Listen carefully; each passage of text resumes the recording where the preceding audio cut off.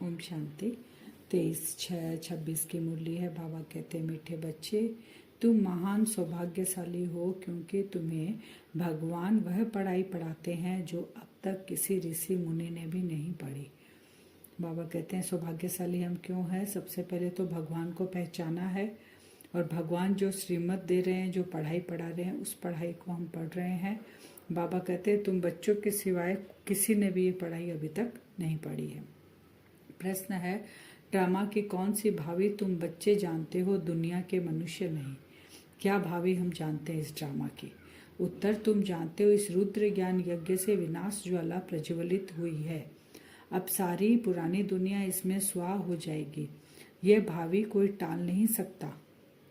क्या कहा बाबा ने? ये जो यज्ञ चल रहा है ना बाबा का, रुद्र ज्ञान यज्ञ, सच्ची गीता का यज्ञ, बाबा कहते हैं अश्वमेघ, ये अभी जो चल रहा है बाबा का, इसमें सारी पुरानी दुनिया स्वाहा हो जाएगी। यह ऐसा अश्वमेघ अविनाशी रुद्र यज्ञ है जिसमें सारी सामग्री स्वाहा होगी। फिर हम इस पतित दुनिया में नहीं आएंगे। इसे ईश्वर की भावी नहीं, ड्रामा की भावी कहेंगे। इसमें बाबा कहते हैं मैं भी कुछ नहीं कर सकता हूँ। ड्रामा में मैं भी बंधा हुआ हूँ। जब पुरानी दुनिया का विनाश और नई की स्थापना होती है तो सृष्टि में खाली मनुष्य आत्माएं नहीं, प्रकृति पूरी चेंज हो जाती है। तमो प्रधान से सतो प्रधान होती है। तो ये पुरानी जो तमो प्रधान है, बाबा कहते हैं इस यज्ञ में सब स्वाहा हो गई, सब जड़ीभूत हो गई है ना, सब एक बार बाबा कहते हैं परिवर्तन होगा, तो उसमें सारी स्वाहा होगी। गीत है, मुखड़ा देख ले प्राणी दिल दर्पण में। ये कौन सा दर्पण है? मन का दर्पण, कि मन में, हमारे मन में कौन है। बाबा मिलने के बाद भी हमारा मन बुद्धि कहाँ कहाँ जा रहा है, ये हमको चेकिंग करनी है। गीत का अर्थ है ओम शांति। तुम बच्चे भी मनुष्य हो, यह मनुष्य की सृष्टि है। इस समय तुम ब्राह्मण धर्म के मनुष्य बने हो। बाप शिक्षा देते हैं आत्माओं को। बाबा ने आज हमारा क्या कहा? तुम हो ब्राह्मण धर्म के मनुष्य। हैं हम मनुष्य, क्योंकि सतयुग में, सतयुग, त्रेता, द्वापर, कलयुग, सब में मनुष्य ही होते हैं। लेकिन उनके जो धर्म होता है, उनके जो गुण होते हैं, उसके हिसाब से वो देवता बनते हैं। उसके हिसाब से बाबा कहते हैं वो असुर बनते हैं, शूद्र बनते हैं, ब्राह्मण बनते हैं। तो हम शूद्र से निकलकर अभी ब्राह्मण धर्म में आ गए हैं। हम भी मनुष्य ही। तो बाप शिक्षा देते हैं आत्माओं को। आत्मा को अभी अपने स्वधर्म का पता है कि हम आत्मा इस शरीर को चलाने वाली है। आत्मा का यह रथ है। जैसे बाप इस रथ पर आकर सवार हुए हैं, तुम्हारी आत्मा भी इस रथ पर सवार है। बाबा कहते हैं, बाबा ने आके बताया ना कि हम शरीर, हम तो सोच रहे थे हम शरीर ही है, देह के लिए ही सब कुछ कर रहे थे। बाबा ने आके बताया नहीं, तुम आत्मा हो, यह है तुम्हारा रथ। इस रथ में आत्मा बैठी हुई है और शरीर और आत्मा अभी दोनों कंबाइंड है। जैसे शिव बाबा आकर ब्रह्मा के तन का आधार लेते हैं, उनकी भ्रकुटी में बैठते हैं, जैसे वो उनका रथ है, वैसे हम ये आत्माओं का रथ है।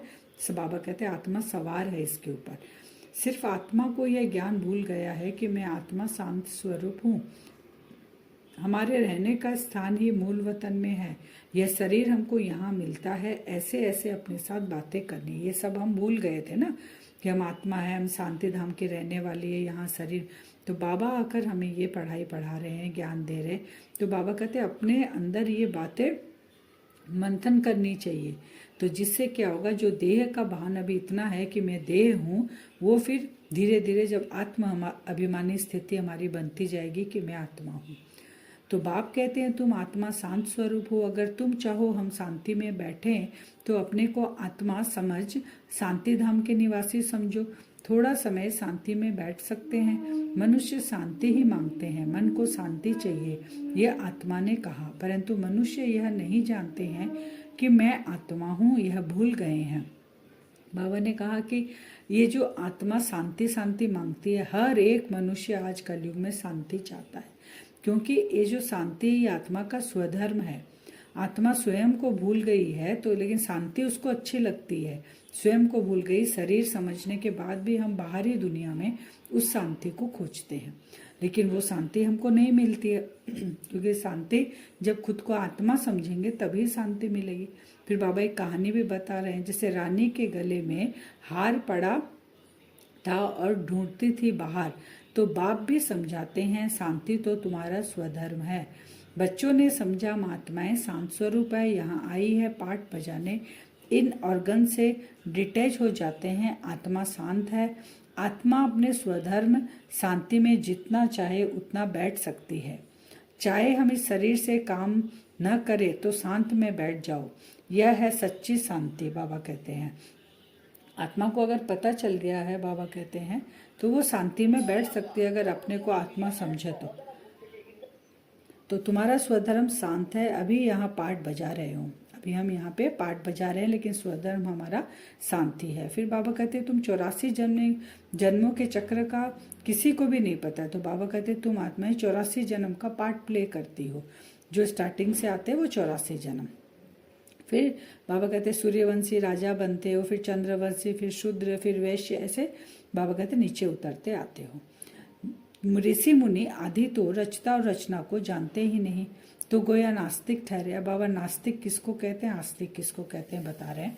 क्योंकि ऋषि मुनि आदि इतनी तपस्या, योगासन लगाते हैं, हठ योग करते हैं, हिमालय पर जाते हैं, लेकिन फिर भी रचता और रचना को नहीं जानते, तो गोया नास्तिक ठहरे। तुम भी नास्तिक थे, तुम भी रचता बाप और रचना के आदि मध्य अंत को नहीं जानते थे। अभी तक हम भी क्या है, बाबा को नहीं जानते थे ठीक से कि बाबा कौन है, खोजते थे। तो बाबा कहते तुम रचता रचना को नहीं जानते थे, आदि मध्य अंत को भी नहीं जानते थे। तो स्कूल में पहले अनपढ़ ही जाते हैं, फिर कहेंगे स्कूल में यह पढ़ा। अभी तुम हो ईश्वरीय पढ़ाई में, परमपिता परमात्मा तुमको पढ़ा रहे हैं। बाबा कहते पढ़ाई पढ़ने जाते हो तो क्या होता है, कुछ नहीं आता, वहाँ से स्टार्ट होता है पढ़ाई। तो अभी हम भी बाबा के पास बैठे हैं, तो बाबा हमको नई दुनिया की पढ़ाई पढ़ा रहे हैं। सिर्फ रुद्र शिव की जगह श्री कृष्ण का नाम डाल दिया है वही गीता। बाबा कहते वही गीता का सार मैं तुम्हें समझाता हूँ, लेकिन वहाँ क्या गड़बड़ हो गई कि शिव बाबा की जगह श्री कृष्ण का नाम डाल दिया है। शिव बाबा कहते हैं मेरी बुद्धि में ही सारा ज्ञान है। बाप सत्य है, चैतन्य है, ज्ञान का सागर है, सृष्टि के आदि मध्य अंत को जानते हैं। बाबा कौन है, सृष्टि के आदि मध्य अंत को जानने वाले ज्ञान का सागर है। ऋषि बिंदु तो कहते हैं हम रचता और रचना को नहीं जानते। तुमसे कोई पूछेंगे तुमको क्या मिलता, तो बोलो जिसको बड़े से बड़े ऋषि मुनि आदि कहते थे कि हम रचता और रचना के आदि मध्य अंत को नहीं जानते हैं, सो हम जानते हैं। यह हम उनको बताएं कि जिसको आप जानते नहीं हो रचता और रचना को, उसको हम जानते हैं। रचता बाप के सिवाय रचना के आदि मध्य अंत का राज कोई समझा नहीं सकता, रचता ही समझाएंगे। बाबा कह रहे हैं कि कौन समझाएगा ये रचना का आदि और मध्य का राज। रचता जब आता है तब आकर समझाता है खुद के बारे में और रचना के बारे में। तुमको मालूम है जैसे मक्खियों की भी रानी होती है ना, रानी के साथ पीछे पीछे सब मक्खियां जाती है। रानी अर्थात माँ के साथ उनका कितना संबंध है। बेहद का बाप भी आते हैं तो सभी बच्चों को साथ ले जाते हैं। बाबा कहते हैं रानी मक्खी के साथ सारा झुंड जाता है तो वो माँ है मक्खियों की, तो वैसे बाबा आते हैं हमारा बेहद का पिता, तो हम सब उनके साथ मच्छरों सदृश जाएंगे। जब दुनिया परिवर्तन होगी कलयुग से सतयुग में, तो उस परिवर्तन के समय सारी आत्माएं बाबा के साथ जाएंगी। तुम जानते हो बाबा आया हुआ है, हम आत्माओं को साथ ले जाएंगे शांति धाम में। फिर से हमारा सतयुग में पाठ शुरू होगा। पहले तो बाबा हमको घर लेके जाएंगे, फिर घर में जाने के बाद जिन आत्माओं का जैसे पाठ है सतयुग त्रेता द्वापर कलयुग वैसे आत्मा आएगी। लेकिन हम तो बाबा के बच्चे हैं, हमने बाबा को पहचाना है। कुटुंब में कोई आत्मा है तो हमारे सतयुग से पाठ है। जिस पाठ बजाने के लिए तुम ये देवी देवता पद पा रहे हो, वो पाठ का अभी प्रारब्ध अभी जमा हम कर रहे हैं। ड्रामा की भावी समझे तो समझ में आए ड्रामा का रचयिता क्रिएटर डायरेक्टर कौन है। अब बाबा ड्रामा की भावी के बारे में बता रहे हैं। अगर ड्रामा को जाने तो ड्रामा का रचयिता क्रिएटर डायरेक्टर कौन है, सिर्फ कह देते ईश्वर की भावी। ड्रामा करने से ड्रामा के आदि मध्य अंत को जानना चाहिए। अब ड्रामा नाटक जो हम देखते हैं, बाबा कहते हैं उसके बारे में जानते हो ना, तो देखते हो तब जानते हो ना, तो ये भी हमको जानना चाहिए। खाली ड्रामा करने से नहीं होगा, ड्रामा की भावी ऐसे कहने से नहीं होगा, आदि मध्य अंत को जानना है। तो बाबा कहते हैं सिर्फ किताब पढ़ने से ड्रामा का पता नहीं पड़ सकता। जब तक जाकर कोई ड्रामा देखे नहीं। जैसे अखबार में भी पढ़ा था एक श्री कृष्ण चरित्र का ड्रामा बना हुआ है, परंतु देखने बगैर कोई समझ थोड़े ही सकता है, देखेंगे तब समझेंगे। तो ड्रामा में यह सब होना है, तुम बच्चे भी ड्रामा को अभी समझते हो। बाबा कहते हैं ड्रामा में ये सब होना है, तुम बच्चे अभी समझते हो, लेकिन ड्रामा में जो लिखा हुआ है, बाबा कहते हैं जब तुम समझोगे, उसको देखेंगे, तब न जानेंगे। पहले हमें थोड़ी पता था कि हम शूद्र थे, हमारे अंदर रावण की प्रवेशता है। जब ड्रामा में बाबा आकर हमको समझाते हैं तो हम अपनी चेकिंग करते हैं ना कि हमारे अंदर 5 विकार है, उस 5 विकारों को हम परिवर्तन करते हैं। आत्मा के गुण का पता चला, तब उस गुणों को हम धारण करते हैं। तो बाबा कहते हैं पढ़ाई पढ़ते हैं, सब प्रैक्टिकल में हो रहा, देख रहे हैं, तब ना हम कर पा रहे हैं। तो सत्युगी सूर्यवंशी ने फिर चंद्रवंश, अब राज्य कैसे गया और हम यहाँ तक कैसे आए, वो बाबा बता रहे हैं। सत्युगी सूर्यवंशी ने फिर चंद्रवंशियों को राज्य कैसे दिया। ऐसे नहीं कि चंद्रवंशियों ने सूर्यवंशियों पर जीत पाई, जैसे यहाँ लड़ाई करते हैं। द्वापर युग से देखा ना, किसी को राज्य चाहिए, एक दूसरे पर आक्रमण करते हैं, माने ढावा बोल देते हैं, फिर विजयी हो जाते, तो उसका जो राज्य है वो उस पर शासन करने लग जाता है। ऐसा हम लोगों ने हिस्ट्री में पढ़ा है। बाबा कहते हैं लेकिन सत्युग त्रेता में ऐसा नहीं, क्योंकि वहाँ पे देवकुल की आत्मा, एक धर्म, एक राज्य है वहाँ पर। तो वहाँ पर सूर्यवंशी चंद्रवंशी को कैसे देते हैं। बाबा कहते हैं चंद्रवंशी का राजा होता है तो सूर्यवंशी राजा रानी उनको राज्य भाग्य का तिलक दे तख्त पर बिठाते हैं शांति से, क्योंकि वहाँ आत्म अभिमानी स्थिति है सभी की, चंद्रवंशी सूर्यवंशी दोनों की। तो राजा राम रानी सीता का टाइटल मिलता है वहाँ पर। किसने दिया, कहेंगे सूर्यवंशी ने ट्रांसफर किया। अब तुम राज्य करो, जो सीन तुम बच्चों ने साक्षात्कार में देखे। बाकी कोई लड़ाई आदि नहीं लगती, जैसे किसको राजाई दी जाती है वैसे ही वहाँ पर भी उनके पैर आदि धोकर उनको राज्य तिलक दे। वहाँ कोई गुरु गोसाई तो होते नहीं, वहाँ तो कोई गुरु ब्राह्मण तो ऐसा कोई होता नहीं जो पूजा पाठ करके तिलक मंत्र। वहाँ पे सब देवी, बाबा कहते हैं 16 कला संपूर्ण आत्माएं रहती हैं, सभी देवकुल की आत्माएं हैं वहाँ पर, सुख शांति की दुनिया। तो वही उनको ट्रांसफर करते हैं। बाप कहते हैं मैं इन साधुओं आदि का भी उद्धार कर सबको शांति धाम में ले जाता हूँ। सन्यासी तो आते ही द्वापर में है, स्वर्ग में हम देवताएं ही रहते हैं, वहाँ भी सेक्शन अलग अलग है, सूर्यवंशी का अलग, चंद्रवंशी का अलग। फिर बाद में इस्लामी बौद्धि सन्यासी आदि जो भी आते हैं। बाबा अब समझा रहे हैं हमको कौन कौन से धर्म कब आते हैं। पहले देवी देवता धर्म सूर्यवंशी आते हैं, फिर चंद्रवंशी आते हैं, फिर इस्लामी बौद्धि, फिर सन्यासी, फिर आगे जाके और धर्म आते हैं, उनके भी धर्म के भी और अनेक धर्म निकले। तो ऐसे सब अपने अपने सेक्शन में जाकर हम परम धाम में आत्मा बिंदु रूप में बैठती है, उसी अनुसार वो नीचे आती है और अपना पाठ बजाती है। जब हम राज्य करते थे तो दूसरा कोई था नहीं। बाबा कहते हैं मूल वतन में भी ऐसी माला नंबरवार बनी हुई है, उसी अनुसार वो अपनी बिरादरी अनुसार बैठती है और नीचे फिर वैसे पाठ बजाती है। सतयुग में पहला नंबर हमारी बिरादरी है। कौन, सतयुग में कौन है, देवी देवता कुल की जो बिरादरी है वो आत्माएं पहले आएगी राज्य करने के लिए। हम सबसे जास्ती सुख भोगते हैं, बाबा कहते हैं, फिर वही कंगाल बनते हैं। सबसे जास्ती दुखी यह है, कर्जा भी यह लेते रहते हैं। कितने साहूकार थे, अभी कितने गरीब है। हम कहाँ देवकुल देवी देवता थे और कहाँ आकर आज बाबा कहते हैं उसके कंपेयर में आज कितने गरीब है। तो बाबा कहते हैं मैं गरीब निवाज हूँ, सब कुछ गवा बैठे हैं, यह है दुखधाम। अब बाप फिर तुमको सुखधाम का मालिक बनाते हैं। बाबा कहते हैं सब चले जाएंगे शांति धाम और तुम आ जाओगे सुखधाम में पाठ बजाने के लिए। हम मुक्ति में जाएंगे, सुख तो काग विष्ठा समान समझते हैं, और जो बाकी धर्म वाले हैं वो क्या समझते हैं, सुख तो काग विष्ठा के समान है, क्योंकि वो सुख का अनुभव ही नहीं करते, वो सत्युग दुनिया में आते ही नहीं है। वो आते ही द्वापर में है, जहाँ पर रावण राज्य भी शुरू हो जाता है, तो वो सुख काग विष्ठा के समान उनको अनुभव होता है। बाबा कहते हैं ये पाठशालाओं की पाठशाला है, यज्ञों का यज्ञ है, सारी पुरानी दुनिया इसमें खत्म होनी है। होलिका जलाते हैं, यह सब पर्व अभी के हैं, आत्मा चली जाएगी, बाकी शरीर खत्म हो जाएंगे। यह नॉलेज कोई सन्यासी आदि दे न सके।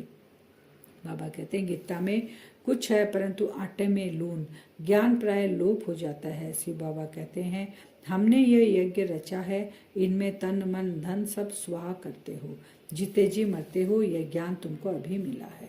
बाबा कहते गीता में है, लेकिन आटे में नमक मिसल, जैसे चुटकी भर आटे में नमक डालते हैं उतने ही सच्चाई है।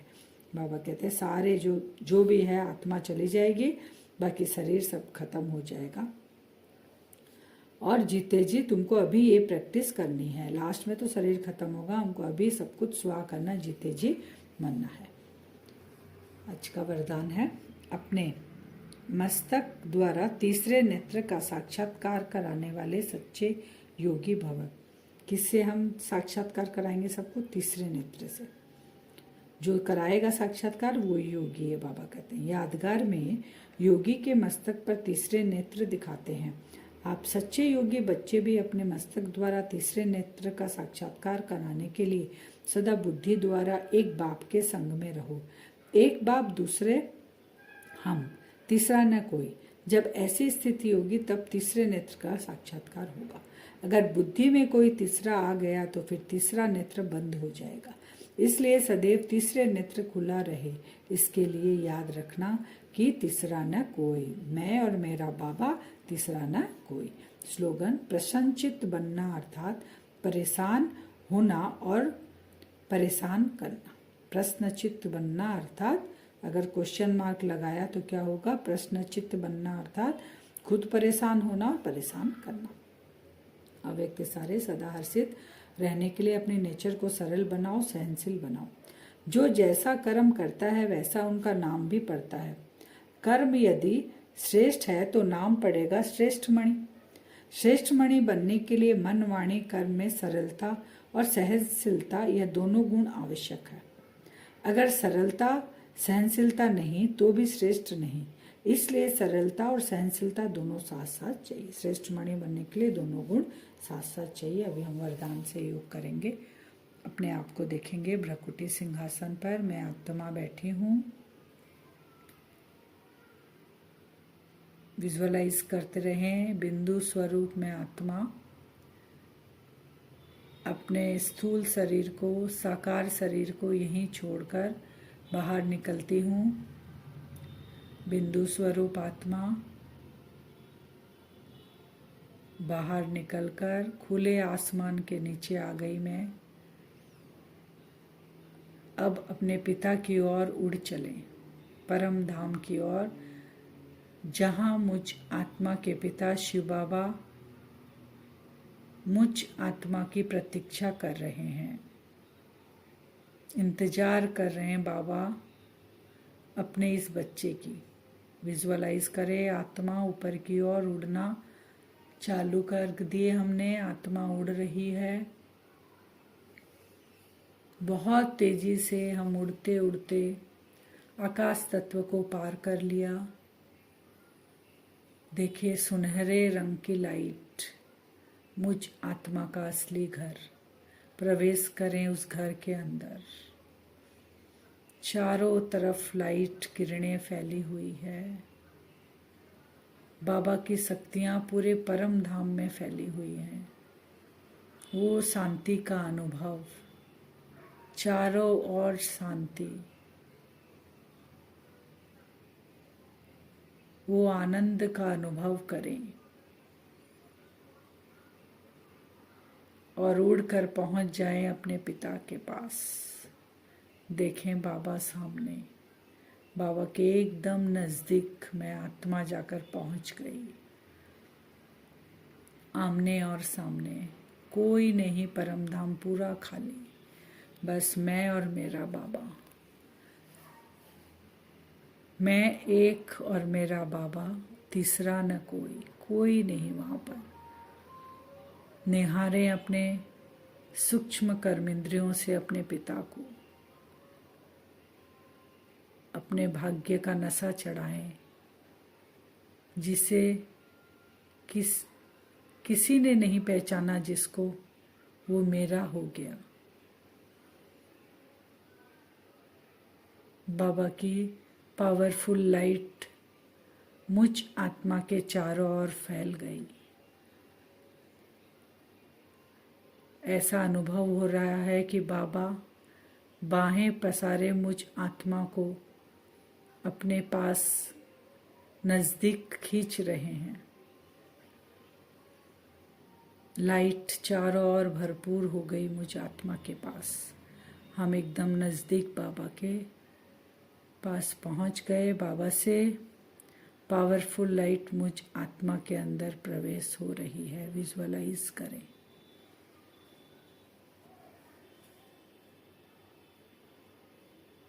मैं आत्मा हूँ, ये स्वमान को पक्का करें बाबा के सामने बैठकर। मुझ आत्मा का संबंध केवल मेरे पिता के साथ। बाबा से पावरफुल किरणें मुझ आत्मा के अंदर जा रही है। कोई थॉट नहीं, एकदम साइलेंस, कोई संकल्प नहीं, केवल निहारे बाबा को, खुद को अपने आत्मिक स्थिति में बस बैठे रहें बाबा के सामने।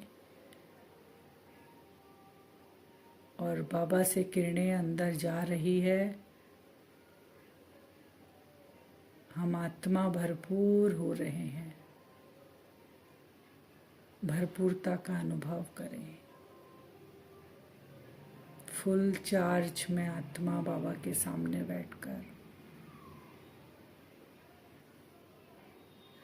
बस मैं और मेरा बाबा। कुछ क्षण बैठकर वापस साकार सृष्टि की ओर, साकार रथ में प्रवेश करना है, क्योंकि अभी ड्रामा चल रहा है। बाबा को थैंक्स बोलकर मैं आत्मा परमधाम से वापस नीचे की ओर आ रही हूँ। विजुअलाइज करें मुझ आत्मा से बहुत पावरफुल वाइब्रेशंस चारों ओर फैल रहे हैं और बाबा की कंटिन्यू किरणें मुझ आत्मा के ऊपर पड़ रही है। उसी स्थिति में नीचे उतरकर वापस आए, साकार शरीर के सामने आकर अपने शरीर को देखें, रथ को देखें, सवार हो जाएं भ्रकुटी सिंहासन पर। बैठ गई मैं आत्मा।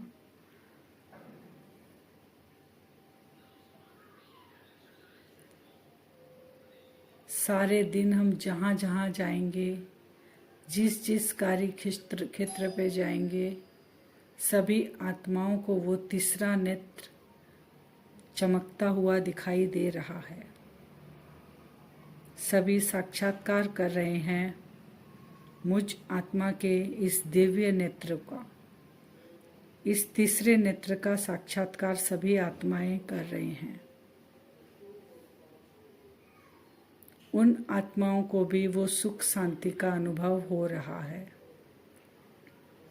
सारा दिन इस स्वमान में रहेंगे, मैं आत्मा, बस मेरा बाबा, तीसरा न कोई। सारा दिन ये करनी है हमको आज।